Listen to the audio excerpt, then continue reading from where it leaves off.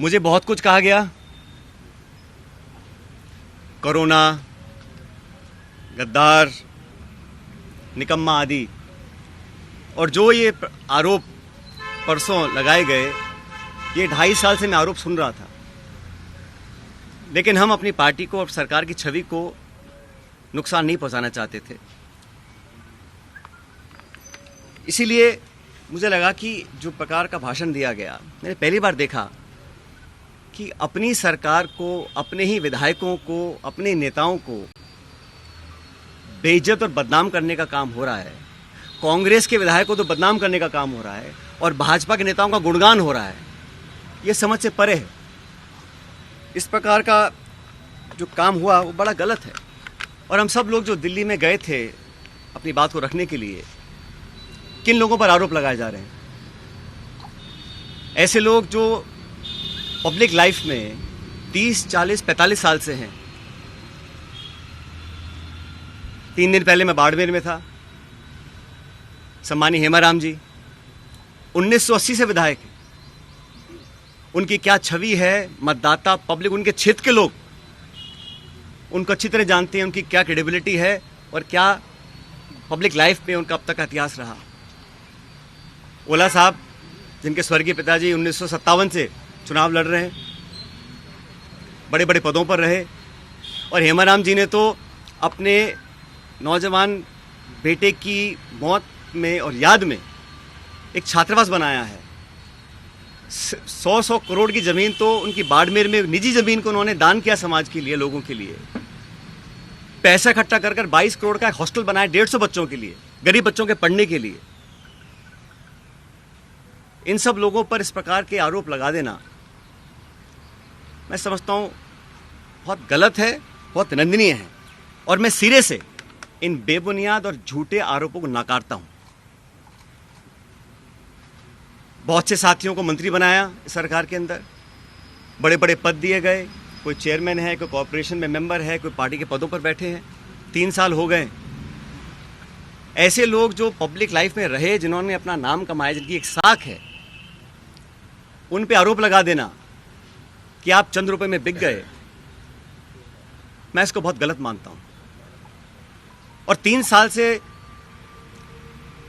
कोई कार्रवाई आपने नहीं करी, ये बहुत बड़ा सवाल उठता है।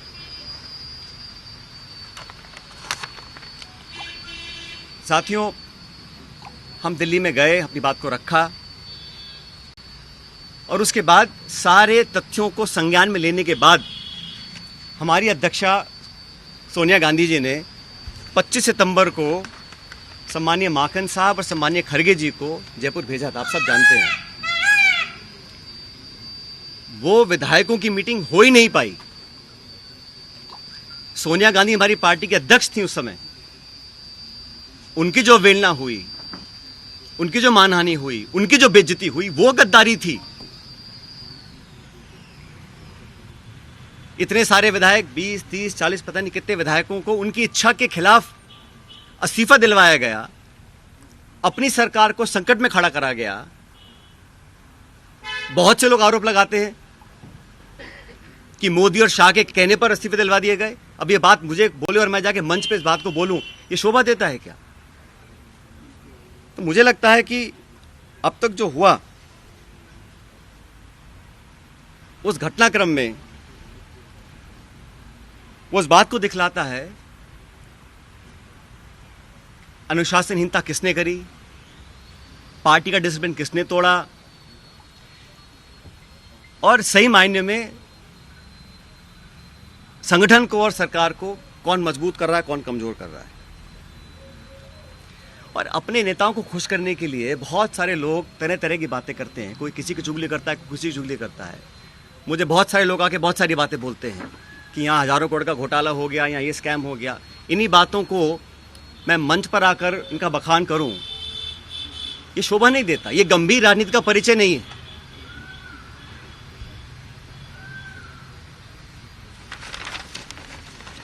इसीलिए मैं, आप जानते हो, पिछले 1.5 साल से चिट्ठियां लिख रहा हूं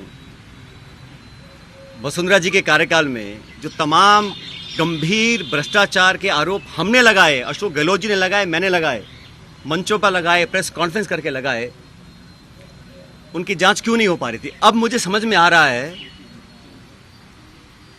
कि ये जांच अब तक क्यों नहीं हुई। मेरे चिट्ठियां लिखने के बावजूद मैं 11 अप्रैल को जयपुर में अनशन पर बैठा इस मांग को लेकर, लेकिन अब मैं नाउम्मीद हूं क्योंकि तथ्य सामने आ रहे हैं। कार्रवाई क्यों नहीं हो और क्यों नहीं होगी, यह बात भी स्पष्ट हो चुकी है। इसलिए मैं ऐसा मानता हूं कि हम लोग जो पब्लिक लाइफ में हैं,